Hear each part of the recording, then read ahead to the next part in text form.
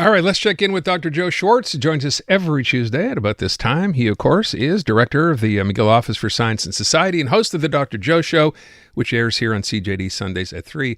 So, Joe, I'm glad hair growth supplements are on your list because if I don't see something on social media pitching one hair growth product or another every single day, I see none. So where are we on this? Is there anything out there that's actually been proven beyond what's already out there? Depends on what we mean by proven. Okay. Yes, there certainly are some products that have been shown to statistically be able to grow hair, but these are essentially prescription drugs. Minoxidil is the classic one, and it can be used both by men and women. It is rubbed onto the scalp, and it can cause hair growth, although it is not really dramatic, and it works better when people use it when they first start to lose their hair. There's another drug called finasteride, which is also used for the treatment of prostate disease. This cannot be used by women, but it can be used by men, and again, it has some minimal efficacy. But the ones that you probably hear more about are the ones that are constantly advertised on social media, and sometimes you even see them on TV. And these are various kinds of dietary supplements. And here the evidence is really quite minimal, let's say. It turns out that it is possible that some people lose hair because they have a deficiency of certain vitamins. Deficiency in vitamin A, vitamin C, vitamin D, and biotin can lead to hair loss. However, this is something that is very, very, very rare in North America because you'd have to have a very, very deficient diet in order to have these vitamin deficiencies. But if that is the case, then indeed these dietary supplements will help. But the only way to know that is to have a doctor diagnose. That means a blood test, whether or not someone is indeed low in biotin or any of the vitamins that I mentioned.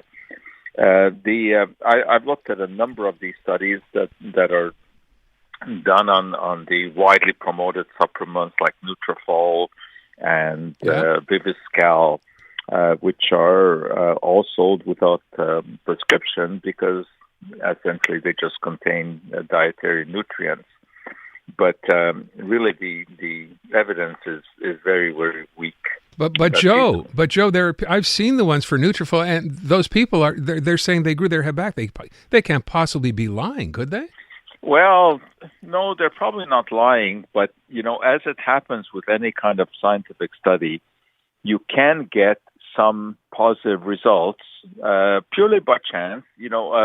There are conditions whereby people lose hair, like alopecia areata, which is temporary, and the hair will grow back.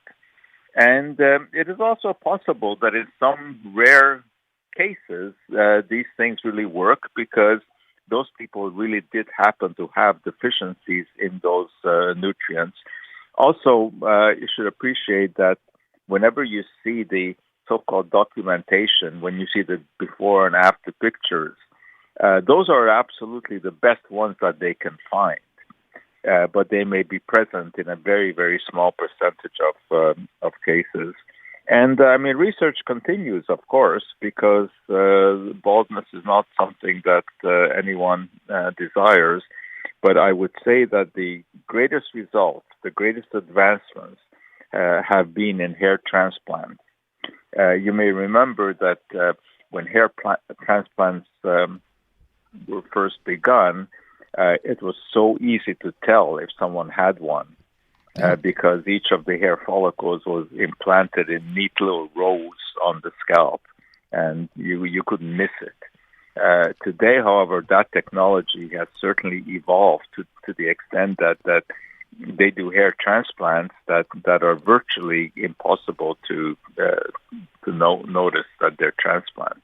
The downside there, of course, is the cost that is involved. But Even that has come down because the techniques have been refined, and now they can implant a lot more follicles in one sitting than they used to. So there has been some real advance, but of course it needs a financial investment. So rubbing garlic on my head not going to make my hair grow back? I don't think so. Okay, just wanted to check. Yeah. Then we get to the second item for today, Joe, from your list, something called salmon sperm facials. Saw this online. Saw actually a couple of late night guys talking about this. So what's this about? Well, Jennifer Aniston and Kim Kardashian are the promoters of this, or the prime promoters, because, of course, they are famous personalities. Jennifer Aniston, deservedly so. She's a very good actress, and, of course, we're familiar with her from Friends and from movies.